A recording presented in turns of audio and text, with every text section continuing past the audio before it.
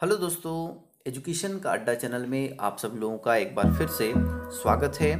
और दीक्षा ऐप के माध्यम से अभी छत्तीसगढ़ के शिक्षक साथियों के लिए प्रशिक्षण कार्यक्रम चल रहा है। और अभी 16 नवंबर तक 3 मॉड्यूल्स कंप्लीट करने हैं और उसके बाद का 3 मॉड्यूल मॉड्यूल क्रमांक 4, 5 और 6 भी आपके दीक्षा ऐप पर उपलब्ध हो चुका है। आइए जानते हैं वो हमको कहाँ पर दिखाई देने वाला है। तो इसके लिए सबसे पहले हम जाएंगे कोर्स पर। और जैसे ही हम कोर्स पर जाते हैं, आप देखिए मेरे राज्य के कोर्स में 3 जो कोर्स अभी हम कर रहे हैं या हमारे कुछ शिक्षक साथियों ने इसे कंप्लीट भी कर लिया होगा।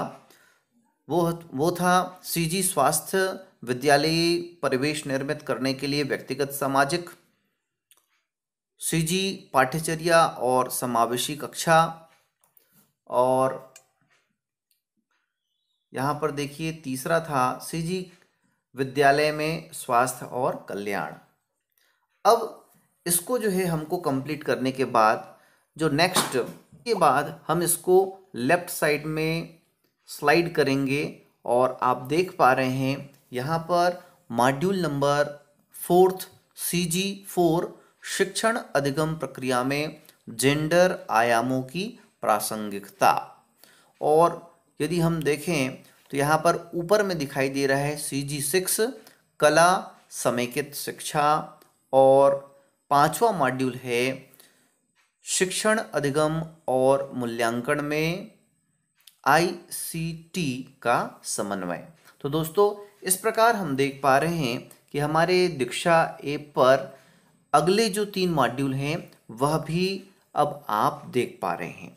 चलिए हम यहाँ पर 4th नंबर के मॉड्यूल पर क्लिक करते हैं। आप जैसे ही क्लिक करते हैं देखिए लिखा आ रहा है कोर्स में भाग लीजिए। तो हम यहाँ पर कोर्स में भाग लीजिए को दबाते हैं तो देखिए यहाँ पर लिखा आ रहा है the course batch is available from November 17, 2020। यहाँ पर इसमें भी मॉड्यूल का हम अवलोकन कर सकते हैं।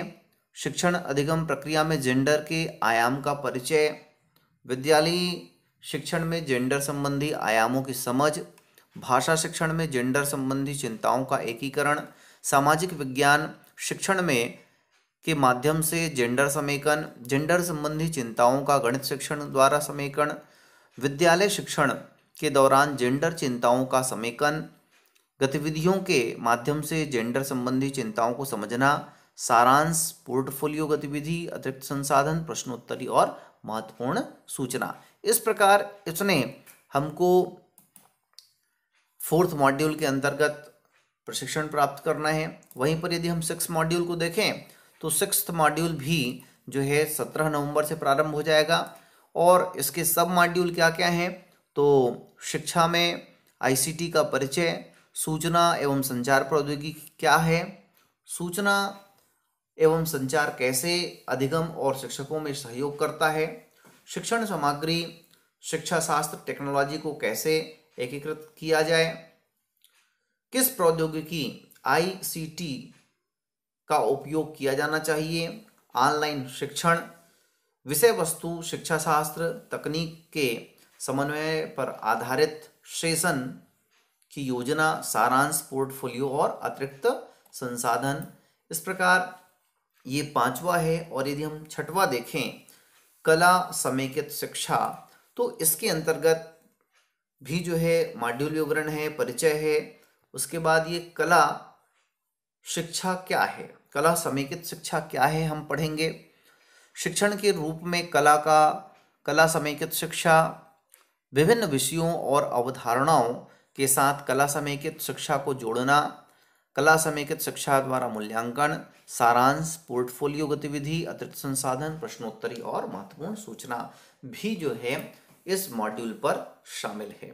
तो दोस्तों अभी यदि आपने अपना पहला तीनों मॉड्यूल कंप्लीट कर लिया है तो आप 17 नवंबर से इन तीनों मॉड्यूल्स का भी जो है प्रशिक्षण प्रारंभ कर सकते हैं। यदि अभी साथियों ने कंप्लीट नहीं किया है तो आप पुराने मॉड्यूल को कंप्लीट करें, उसके बाद फिर आप इसको पूरा करें। यदि आपके मोबाइल पर समस्या हो रही है तो वेबसाइट से भी आप जो है लॉगिन करके इन मॉड्यूल्स को पूरा कर सकते हैं। तो दोस्तों, अगर ये वीडियो आप लोगों को पसंद आया हो जरूर लाइक करें, शेयर करें, और जिन साथियों ने अब तक एजुकेशन का अड्डा चैनल को सब्सक्राइब नहीं किया है सब्सक्राइब करें, ताकि आपको इस प्रकार जानकारियां मिलती रहे। धन्यवाद।